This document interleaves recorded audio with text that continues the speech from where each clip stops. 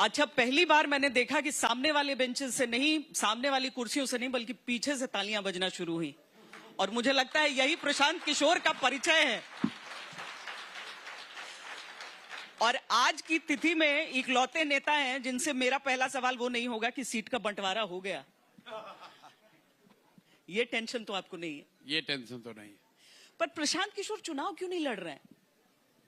चुनाव नहीं लड़ने के पीछे बस एक ही कारण है कि फिजिकली जो कुछ भी पॉसिबल है ह्यूमनली, जो आप 24 घंटे में कर सकते हैं, उसको देखकर जो हमारे साथियों ने निर्णय लिया है कि अगर मैं चुनाव लड़ूंगा और 2-3 दिन भी मुझे वहां लगाने पड़ेंगे, तो उसकी वजह से करीब 30-40 विधानसभा क्षेत्रों में जहां मैं अदरवाइज जा सकता हूं, वहां शायद नहीं जा पाऊंगा और वहां प्रत्याशियों को, जन स्वराज के प्रत्याशियों को परसेप्टिवली कुछ नुकसान हो सकता है। तो निर्णय बस इतना ही था इस विषय को लेकर कि क्या मैं मेरे अकेले के चुनाव लड़ने से ज्यादा फायदा है या जो जन स्वराज से 243 लोग लड़ रहे हैं उनके प्रचार प्रसार के लिए मुझे ज्यादा समय देकर फायदा है पार्टी के नजरिए से। और काफी विश्लेषण के बाद जो हमारे साथ लोग हैं, जो दल में वरीय साथी हैं, उनका ऐसा मानना था कि चूंकि पहली बार हम लोगों ने दल बनाया है और एक तरीके से जीरो से, स्क्रैच से शुरू किया है, तो सबका मत ये था कि इस बार सबसे पहला फोकस उन सीटों को जिताने पर होना चाहिए जहां पर हम लोग के प्रत्याशी लड़ रहे हैं। और चूंकि हम लोग 243 पे लड़ रहे हैं, प्रचार का समय लिमिटेड है, उसमें बीच में छठ भी है, दीपावली भी है, तो इसलिए लोगों ने तय किया कि इस बार नहीं लड़िए और दूसरों को लड़ाने में मदद कीजिए। बस इतनी सी बात है। पर ये निर्णय आपने कब किया? ये निर्णय अभी 4-5 दिन पहले हुआ है। मैं राघोपुर गया था और अगर लड़ता तो वहीं से लड़ता, लेकिन जब सबने निर्णय लिया कि अगर राघोपुर फर्स्ट फेज में इलेक्शन है तो हम लोग का जो कैलकुलेशन है कि 4 दिन कम से कम मुझे वहां रहना पड़ता है। तो 4 दिन का मतलब है करीब 40, अदरवाइज 40 विधानसभा क्षेत्र जहां पर कि मैं जाऊंगा वो नहीं जा पाता। तो ये कठिन निर्णय था, लेकिन 40 विधानसभा क्षेत्र जहां जन स्वराज के साथी लड़ रहे हैं उनकी जीत में जो कुछ भी मैं योगदान अब कर सकता हूं उसको छोड़कर मैं अपने लिए 4 दिन लगाऊं, तो लोगों ने कहा नहीं, बेहतर है कि उन 40 सीटों पर आप समय लगाइए। कल मैं राघोपुर में थी, मैं लोगों से बातचीत कर रही थी, सबकी अलग अलग राय आ रही थी। एक वृद्ध व्यक्ति थे, उन्होंने कहा कि कांटे की टक्कर। बोले किससे? तो बोले पीके लड़ रहे हैं। बोले पीके नहीं लड़ रहे हैं यहां से। बोले तब तो तेजस्वी जीत देता हूं। हाँ बिल्कुल, अगर हम लोग लड़ते तो कांटे की टक्कर। देखिए, मैं टक्कर से डरता नहीं हूं। अगर हम लोग डरते, आपके विरोधी कह रहे हैं कि आप डर गए तेजस्वी की पॉपुलैरिटी से वहां पर। भाई, अगर किसी के पॉपुलैरिटी से डरते तो यहाँ पर पिछले 30-40 सालों में किसी की हिम्मत नहीं हुई है कि वो अपने दम पर नई पार्टी खड़ा करके 243 सीट पर इतनी ताकत से लड़ रहे हैं कि 35 साल में पहली बार बिहार में त्रिकोणीय मुकाबला हो रहा है। ये तो मेरा आलोचक भी, आपका इंडिया टुडे का कवर स्टोरी भी बता रहा है कि बिहार में पहली बार, दशकों में पहली बार त्रिकोणीय मुकाबला हो रहा है। और ये मेरे कोई बाप दादा की पार्टी नहीं है, कोई लेगेसी नहीं है, अपने से एक एक तिनका जोड़कर इस पार्टी को हम लोगों ने 3 साल में खड़ा किया है। और एक तरीके से जो लोग राजनीति को कवर करते हैं, बिहार को समझते हैं, ये अविश्वसनीय है अपने आप में। और आप देखिएगा 14 तारीख को जब परिणाम आएंगे तो बिहार में देश, उत्तर भारत की राजनीति का सबसे बड़ा ऐतिहासिक पल होने जा रहा है। जब आप रिजल्ट आएगा तो आप देखिएगा। आप आश्वस्त हैं इस चीज को लेकर? आपने अभी खुद कहा कि आप राघोपुर में गए, हाँ, और कोई बूढ़ा आदमी बता रहा है कि इस बार लड़ाई कांटे की टक्कर है क्योंकि पीके लड़ रहे हैं जी। तो भाई आप किसी भी क्षेत्र में जाइएगा, हाँ, तो लोग यही कहेंगे इस बार कांटे की टक्कर है क्योंकि इस बार जन स्वराज लड़ रहा है। कोई, आप जो ये देख रहे हैं सीटों का घमासान, एनडीए जैसा बड़ा फॉर्मेशन, अभी तक उनको ये नहीं कल तक पता था कि कौन पार्टी कौन सीट लड़ रही है। महागठबंधन को अभी ये नहीं पता कि महागठबंधन में सहनी जी हैं कि नहीं है। ये डर इतना है कि जब तक हम लोग कैंडिडेट अपना रिलीज नहीं करते हैं, ये दूसरे लोग अपना कैंडिडेट नहीं जारी करते हैं। ये पीके का इतना डर है। पीके के नाम का का डर नहीं है, नहीं, जनसुराज का ये डर 3 साल से किए गए एक ईमानदार प्रयास का डर है। उस 30 साल की राजनीतिक बंधुआ मजदूरी से जो थके डरे हुए लोग रहे हैं, उनके सामने एक विकल्प होने का डर है। और कहीं ना कहीं बिहार की जनता एक विकल्प को देख रही थी जो उनके सामने दिख रहा है, ये उसका डर है, अपने कुकर्मों का डर है, अपने द्वारा किए गए झूठे वादों का डर है। बिहार जो 1990 में भी देश का सबसे गरीब और पिछड़ा राज्य था, और आज भी 2025 में भी इनके 35 साल के शासन काल के बाद भी देश का सबसे गरीब और पिछड़ा राज्य है। तो जो लोग भी उसके जिम्मेवार हैं, वो अपने कर्मों कुकर्मों की वजह से डरे हुए हैं।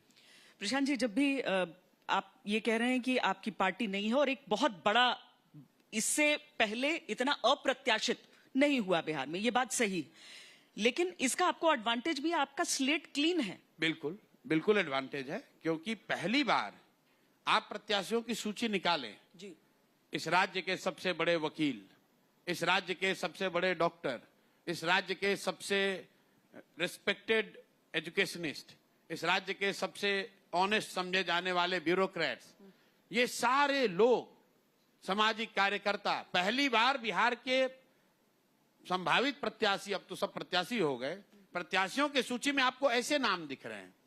उसके सामने कौन है? बड़े बालू माफिया, बड़े शराब माफिया, भू माफिया, लुटेरे, नरसंहार के आरोपी, दंगाई। अब जनता को तय करना है कि भाई तुम्हें क्या चाहिए। अभी तक लोगों ने कहा भाई हमको, हमारे पास विकल्प नहीं था, अब आपके सामने विकल्प है। एक ईमानदारी से किया गया प्रयास है, आपके सामने विकल्प है। बिहार की जनता को तय करना है उनको क्या चाहिए। इसके बाद भी अगर लोग गलती करेंगे तो मेरे भाई, फिर बिहार की जनता अगले 5 साल के लिए तैयार रहो। जिस दुर्दशा में आज जी रहे हो, जिस भ्रष्टाचार से आज परेशान हो, वही दुर्दशा तुम्हारी आगे भी रहेगी। आपके बच्चों का पलायन नहीं रुकेगा, फर्जी शराबबंदी चलती रहेगी, लोग यहाँ परेशानी में जिएंगे, और पूरे देश में बिहार के लोगों को बिहारी कह के अपमानित किया जाता रहेगा। अगर आप नहीं सुधरोगे तो आगे आने वाली पीढ़ी कभी आपको माफ नहीं करेगी। जो बोगे वो काटोगे। तुम्हारे पास विकल्प नहीं था, अब विकल्प है। प्रशांत किशोर को भूल जाइए। हर क्षेत्र में, हर विधानसभा क्षेत्र में मैं आपके माध्यम से जनता से ये अपील कर रहा हूं कि आप जो भी 3 प्रत्याशी मुख्य खड़े हैं, एनडीए के, महागठबंधन के और जनसुराज के, तीनों का मूल्यांकन कर लीजिए। और अगर जनसुराज का भी प्रत्याशी खराब लगे उसको भी वोट मत दीजिए, लेकिन हर हालत में अच्छे आदमी को जिताइए। यही जनसुराज का संकल्प है। जनसुराज जीते या न जीते, बिहार जीतना चाहिए, और बिहार तब जीतेगा जब बिहार में अच्छे लोग जीतेंगे। ये अच्छे लोग जिनका जिक्र आप कहते हैं, एक लंबी चर्चा इस बात पर भी चलती है कि अच्छे लोग राजनीति में नहीं आना चाहते हैं। कठिनाई हुई है अपने कैंडिडेट्स चुनने में? बहुत कठिनाई हुई। अब मैं आपको, अभी आएंगे आपके यहाँ या सुबह से आ गए होंगे यहाँ के भाजपा के बड़े नेता सम्राट चौधरी, जो 7वीं पास हैं कि नहीं पास हैं नहीं मालूम है। आप उनके पीछे क्यों पड़े हुए हैं? लेकिन मैं बता रहा हूँ, हाँ। लेकिन उन्होंने डॉक्टरेट किया है अमेरिका के उस यूनिवर्सिटी से जो कि वो डिग्री ही नहीं देती है। तमिलनाडु के किस यूनिवर्सिटी से उन्होंने प्री फाउंडेशन कोर्स किया है, जो कि सिर्फ तमिल स्पीकिंग लोगों के लिए है। तो मुझे मालूम नहीं कि शायद सम्राट चौधरी तमिल भी बोलते हैं, आएंगे तो पूछिएगा। वो बड़े जवाब दे सकते हैं, लेकिन ये नहीं बता सकते हैं कि 10th क्लास कब पास किया था। मतलब आपको मालूम है कि आप पटना विमेंस कॉलेज में पढ़ी हैं, उनको नहीं मालूम है कि 10th कब पढ़ा था, कब पास किया था। उसके लिए आपको उनका एफिडेविट देखना पड़ेगा।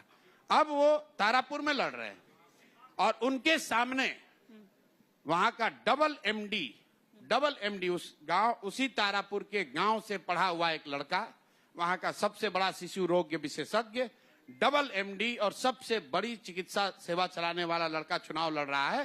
अब तारापुर की जनता को चुनना है। अगर आप ऐसे व्यक्ति को चुनोगे कि उस व्यक्ति को चुनोगे जो आपके इस बदहाल व्यवस्था में भी आपके बच्चों का इलाज कर रहा है, अगर आप फिर से गलती करोगे तो जैसे जी रहे हो वैसे ही आगे जियोगे। 3 साल के प्रयास ने सिर्फ ये किया है कि वो 243 में से ज्यादातर अच्छे लोग मैंने चुनकर जनता के सामने रख दिया है। बहुत मेहनत हुई है, लेकिन उनको रख दिया है। अब हमारे हाथ में कुछ नहीं, अब हमने जनता के सर पर ये बोझ डाल दिया। तय कर लो भाई, अभी तक तुमने इतना ही कहा था कि तुम्हारे पास विकल्प नहीं है, अब विकल्प तुम्हारे सामने है, जिसको चुनोगे वैसा ही सरकार बनाओगे। सबसे प्रसिद्ध बात जो लालू यादव की कही जाती है चुनावी मंत्र के तौर पर कि विकास पे वोट नहीं मिलता है, ये आपने भी सुना होगा, कई नेताओं ने कोट अच्छा किया किया कि आपने लोगों को याद दिलाया कि उनका मंत्र ही है कि विकास पर वोट उन्होंने नहीं ये मिलता। कहा था, याद होगा आपको। बिल्कुल याद। उन्होंने ये कहा हम लोगों ने तो उसको भोगा है। हाँ, अब ये बताइए कि इस विचार पर तो चर्चा, जो हम कहते हैं ना कि नेताओं की रैली में जब भीड़ आती है तो पूछते हैं कि भीड़ तो आ गई पर वोट उसमें से कितने आएंगे। आप जो विचार जनता के बीच डाल रहे हैं उस पर मंथन तो चल रहा है, पर विचार वोट में कितना तब्दील होता है? देखिए, पहले तो लोगों ने कहा कि इस विचार के लिए बिहार में कोई जगह ही नहीं है। आज से 3 साल पहले जब मैंने चलना शुरू किया पैदल, तब तो लोगों ने कहा बिहार में इस तरह के किसी प्रयास की संभावना ही नहीं है। फिर लोगों ने कहा नहीं, पैदल चल रहे हैं तो कोई राजनीतिक बात नहीं कर रहे हैं, लोग आ तो रहे हैं, लेकिन इससे क्या होता है, इससे दल थोड़ी बनता है। जब दल बन गया, लोग आ गए, तो लोगों ने कहा लोग तो आ रहे हैं, चर्चा भी हो रही है, बात तो बढ़िया कह रहे हैं, लेकिन इससे आगे थोड़ी कुछ होगा। देखिएगा ना चुनाव आते आते क्या होगा। अब चुनाव आ गया, भीड़ आने लगी पिछले 3 महीना से। तो आप जो बात करें, भीड़ तो बहुत आ रही है, लेकिन वोट में कन्वर्ट होगा कि नहीं, चलिए वो भी स्टेज निकल गए। अब जब प्रत्याशियों की चयन की बात हुई तो 2 एस्टेब्लिश्ड फॉर्मेशन के मुकाबले जनसुराज ने सबसे बेहतर प्रोफाइल के कैंडिडेट, सबसे अनुभवी लोगों को जमीन पर उतारा है। अब एक स्टेप और रह गया है। जनता ने सुन लिया, समझ लिया, देख लिया, परख लिया, चर्चा कर रहे हैं, कर लिया, भीड़ में तब्दील हो गए। अब भीड़ को अंतिम जाकर वोट दबाना है। But they still need, I am honest enough to say कि they need a leap of faith कि जाके वो बटन दबाएं। ऐसा इसलिए नहीं कि यहाँ लोग जातियों में बटे हैं जैसा लोग बताते हैं। हाँ। इसलिए नहीं कि ये कोई बहुत कठिन काम है। इसलिए कि जब आप इतनी गरीबी बदहाली में, होपलेसनेस में इतने लंबे समय तक रह जाते हैं, तो साइंटिफिकली उससे निकलने की आपकी जो क्षमता है ना, वो कम हो जाती है। आपको लगता है अब ये सुधर ही नहीं सकता है, यू बिकम यूज्ड टू। तो for that people need a leap of faith कि भैया ये वो अंततः एक विकल्प आ गया है। इसीलिए जब लोग पूछते हैं कितना सीट आएगा, जो भी नेता यहाँ आया होगा, आएगा आगे बोलेगा हम ही जीत रहे हैं। जनसुराज में प्रशांत किशोर एकमात्र व्यक्ति है जो कह रहे हैं जनसुराज से कि भाई हम लोग को या तो 10 से कम सीट आएगा या 150 के ऊपर आएगा, बीच में नहीं मरेंगे। क्योंकि इतनी चर्चा हो गई है, लोगों ने समझ लिया है कि ये वो रास्ता है जिससे बिहार से की दुर्दशा खत्म हो सकती है। अब अगर उन्होंने लीप ऑफ फेथ लिया तो सारे समीकरण ध्वस्त होंगे, और अगर लोगों ने वो लीप ऑफ फेथ नहीं लिया, सब सुनने समझने के बाद भी, तो ये संभव है कि 10 से कम ही सीट आए। लेकिन जहां तक हम लोगों की बात है, हम लोगों ने एक बड़ी व्यवस्था खड़ी कर दी। अब ये पीछे हटने वाला नहीं है। अभी नहीं होगा तो 5 बरस और लगेगा, लेकिन इससे पीछे हटने वाले यही नहीं है। 5 बरस वाली बात। गांव-गांव में चबूतरे पे चर्चा चलती है, और बिहार तो प्रसिद्ध ही है अपनी राजनीतिक चर्चाओं के लिए। अब वहां पर कई लोगों ने ऐसी भी चर्चा मुझसे की कि ये अभी ना हो, 5 बरस और लगी। नहीं, हर व्यक्ति का अपना ओपिनियन। देखिए, जब आप इस तरह की चर्चा करते हैं, सर्वे करते हैं, तो कई बार लोग कुछ लोगों से बात करके एक सैंपल साइज ड्रॉ करके एक अपना ओपिनियन बनाते हैं। तो 10 में 10 आदमी तो कभी किसी विचार से एकदम कन्विंस होगा नहीं। अब आपसे अगर मैं पूछूं कि भाई 10 में कितने लोग ऐसे हैं जो कि कह रहे हैं कि नहीं इसी बार हो जाएगा, हाँ। तो आप बताएंगे 3-4 लोग तो है। 3-4 लोग कह रहे हैं 5 बरस और लगेगा, 3-4 लोग कह रहे हैं नहीं भाई इनसे कोई मतलब नहीं है। मान लीजिए अगर ये रेशियो है, तो बिहार को जीतने के लिए, बदलने के लिए 3-4 लोग ही तो चाहिए भाई, 3-4 लोग ही चाहिए। पर 150 सीट के लिए एक वेव बस 3 लोग चाहिए। 10 में 3-4 लोग अगर मान गए, 40% वोट होता है, त्रिकोणीय लड़ाई में 150 से ज्यादा सीट आ जाएगा। पर आपको क्यों लग रहा है कि एनडीए का विकल्प तेजस्वी को नहीं देखा जाएगा बल्कि प्रशांत किशोर को देखा जाएगा? क्योंकि पिछली बार भी जीतते जीतते रह गए तेजस्वी। पहली बात तो पिछली बार जीतते जीतते नहीं रह गए। चिराग पासवान का एक फैक्टर था जी, जिसको आप ब्लैक स्वॉन इवेंट कह सकते हैं, जो कभी एक बार लाइफ में हो जाता है। स्ट्रेटेजिकली चिराग पासवान की पार्टी ने सिर्फ जदयू की सीटों पर चुनाव लड़ा, जिससे 38 सीटों पर, जहां पर जदयू को जीतना चाहिए था वहां राजद जीत गई। अगर आप तेजस्वी के 74 सीट में 38 को माइनस कर देंगे, तो जो उनका पार्टी का रियल ताकत है 25 से 30 सीट, वही आपको दिखता। और ये सिर्फ मेरा हाइपोथेटिकल विश्लेषण नहीं है, उसका परिणाम आपको आगे लोकसभा चुनाव में भी दिखा। उतनी ही लोकसभा सीट आई जो कि 25 से 35 विधानसभा क्षेत्रों के बराबर है। इस बार वो व्यवस्था नहीं है, इस बार वो व्यवस्था नहीं है। इस बार अलग से कोई नहीं लड़ रहा है जो कि सिर्फ तेजस्वी के फायदे के लिए लड़ रहा हो। तो राजद की जो वोट शेयर है वो 25% के 22 से लेके 30% के आसपास आप रख के चलिए। उसमें अगर लोग कह रहा है कि 2 गो 4 गो, ज्यादातर लोग कहता है MY समीकरण है, कहता है 2 गो 4 गो यादव तो आपको दे रहा है, फिर कहता है भाई 2 गो 4 गो मुसलमान भी आपको दे रहा है। तो भाई अगर 2 गो 4 गो यादव 2 गो 4 गो मुसलमान वोट दे रहा है और उनका वोट 25 से 30% है तो उसमें से 5% घटा दीजिए, तो देख लीजिए कि वो कहां रहेंगे, और 5% ऐड कर दीजिए जनसुराज में। आप सीधा लॉजिक की बात है। लोगों, मैंने कहा कि जेडीयू को 25 सीट नहीं आएगा, कैसे कह रहे हैं? तो हम उसके लिए कोई सर्वे नहीं कर रहे हैं। जदयू को 42 सीट आई थी पिछली बार, और नीतीश कुमार आज के मुकाबले ज्यादा सक्रिय, ज्यादा सचेत, ज्यादा बेहतर स्थिति में थे। एक चिराग पासवान की पार्टी जदयू के 110 सीटों पर अपने कैंडिडेट को बिना किसी तैयारी के उतार दिया तो 42 पर आ गए। अब उन 110 सीटों पर प्रशांत किशोर जनसुराज ने प्रत्याशी उतारे हैं, हमने तैयारी के साथ उतारे हैं। नीतीश कुमार पहले से कमजोर है शारीरिक और मानसिक तौर पर, और 5 साल का एंटी इनकम्बेंसी भी है। तो 42 से ऊपर जाएंगे कि 42 से नीचे जाएंगे? कॉमन सेंस की बात है, नीचे ही जाएंगे, नीचे ही जाएंगे। आप कैसे भी देख लीजिए, यहां पर जो लोग चुनाव लड़ते रहे हैं उनका नुकसान होना तय है, उनका नुकसान होना तय है, कोई नहीं बचा सकता। आप अवेयर होंगे इस बात को लेकर कि कई लोग पैरेलल ड्रॉ करते हैं जनसुराज और आम आदमी पार्टी को लेकर।